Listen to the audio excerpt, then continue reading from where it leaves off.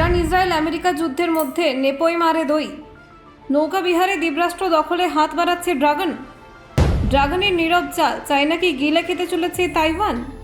হাজার হাজার নৌকা ঘিরে ফেলল তাইওয়ান প্রণালী। যুদ্ধের কাউন্টডাউন শুরু। সমুদ্রে জ্যামিতিক ঘেরাও। চীনের রহস্যময় কৌশলে আতঙ্ক ছড়াচ্ছে এশিয়া। মাছ ধরার নৌকা না গুপ্তবাহিনী? তাইওয়ানের দরজায় ড্রাগনের চাপা হামলার ইঙ্গিত। পশ্চিমে যুদ্ধ, পূর্বে প্রস্তুতি, সুযোগ বুঝে বড় চাল চালছে বেইজিং। 2000 নৌকার রহস্য। তাইওয়ান দখলের গোপন মহড়া কি শুরু করে দিল চীন? সমুদ্রে অদ্ভুত সাজ। চীনের নৌবহরের অস্বাভাবিক গতিবিধিতে বিশ্বজুড়ে উদ্বেগ। ডেভিডসন উইন্ডো কি সত্যি হতে চলেছে? তাইওয়ান আক্রমণে জল্পনা তুঙ্গে। নৌকা নয়, ভাসমান সেনা। মৎস্যজীবীদের দিয়ে যুদ্ধের ছক আঁকছে ড্রাগন। আমেরিকা ব্যস্ত, ইউরোপ জড়িত। এই সুযোগেই কি তাইওয়ানে হামলা চালাবে চীন? দেখুন, বিশ্ব রাজনীতির মানচিত্রে এক অদ্ভুত অস্থিরতা তৈরি হয়েছে। একদিকে পশ্চিম এশিয়ায় সংঘাত, অন্যদিকে ইউরোপের যুদ্ধ।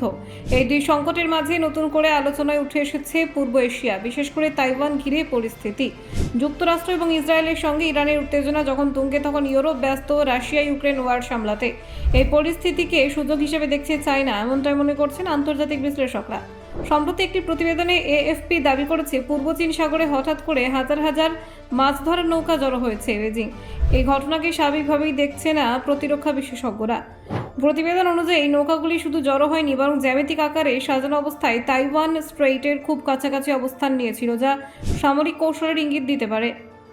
জাহাজ ট্র্যাকিং তথ্য বলছে, প্রায় 1300 থেকে 2000 নৌকা একসঙ্গে সমান্তরাল রেখা তৈরি করে তাইওয়ানের উপকূলের কাছে অবস্থান নেয়।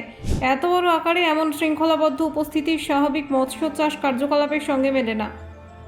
এই নৌকাগুলিকে চিহ্নিত করতে ব্যবহৃত হয়েছে অটোমেটিক আইডেন্টিফিকেশন সিস্টেম এর মতো প্রযুক্তি। এমনকি প্রতিকূল আবহাওয়ার মধ্যেও তারা নিজেদের অবস্থান বদলায়নি, যা সন্দেহ আরও বাড়িয়েছে। বিশ্লেষকদের মতে এটি সরাসরি সামরিক মহড়া না হলেও ভবিষ্যতের সম্ভাব্য অভিযানের প্রস্তুতি হতে পারে। বিশেষ করে তাইওয়ানের মতো দ্বীপে হামলা চালাতে উভচর কৌশল অত্যন্ত গুরুত্বপূর্ণ। এই প্রসঙ্গে উঠে এসেছে পিপলস লিবারেশন আর্মি নেভির নাম। তাদের পাশাপাশি কাজ করছে মেরিটাইম মিলিশিয়া, যাদের অনেকে সদস্যই সাধারণ মৎস্যজীবী হলেও তারা সামরিক প্রশিক্ষণপ্রাপ্ত। এই বাহিনীকে অনেকেই সবচেয়ে বিপজ্জনক বলে মনে করেন, কারণ তারা সাধারণ নাগরিকের ছদ্মবেশে সামুদ্রিক নজরদারি এবং গুপ্তচর বৃত্তির কাজ করতে পারে, যা যুদ্ধ পরিস্থিতিতে বড় সুবিধা দেয়। অস্ট্রেলিয়ার অবসরপ্রাপ্ত নৌসেনা কর্মকর্তা জেনিফার পার্কার মনে করেন, এই নৌকাগুলি হয়তো সরাসরি যুদ্ধের জন্য নয়, বরং তথ্য সংগ্রহ এবং কৌশলগত প্রস্তুতির অংশ। প্রয়োজনে এই ট্রলারগুলিকে সামরিক কাজে লাগানো যেতে পারে। মার্কিন গোয়েন্দা সংস্থা CIA আগেই সতর্ক করেছিল 2027 সালের মধ্যেই তাইওয়ান আক্রমণের পরিকল্পনা থাকতে পারে বেজিংয়ের। যদিও বর্তমান পরিস্থিতিতে সেই সময়সীমা আরও এগিয়ে আসতে পারে বলে আশঙ্কা করা হচ্ছে।